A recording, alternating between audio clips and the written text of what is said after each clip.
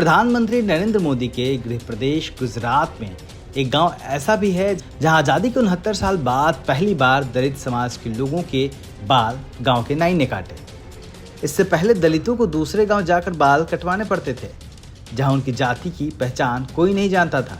बनासकांठा जिले का अलवाड़ा गांव लगभग 6500 की आबादी वाला गांव है, जिसमें दलित समुदाय के करीब 250 लोग रहते हैं। गांव में नाई की 5 दुकानें हैं, लेकिन अब तक किसी भी नाई ने दलितों के बाल काटने की हिम्मत नहीं दिखाई।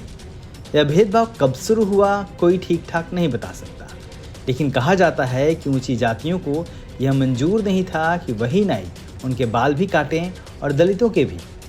इसी सोच ने धीरे धीरे परंपरा का रूप ले लिया। नतीजा यह हुआ कि गांव के दलित लंबे समय तक आसपास के गांवों में जाकर अपनी जाति छिपाकर बाल कटवाने को मजबूर रहे।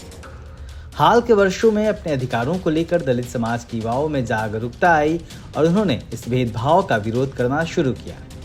मामला पुलिस और प्रशासन तक पहुंचा तो सामाजिक दबाव और चर्चाओं के बाद आखिरकार बदलाव का रास्ता निकला। 7 अगस्त को यह ऐतिहासिक घटना घटी जब 24 साल के खेतिहर मजदूर कीर्ति चौहान ने गांव के ही नाई की दुकान पर बाल कटवाए। उनके बाल काटे 21 वर्षीय पिंटू नाई ने। इस तरह दशकों पुरानी कुप्रथा का अंत हुआ और पहली बार गांव के दलितों को अपनी जाति छुपाए बिना गांव में ही बाल कटवाने की आज़ादी मिली।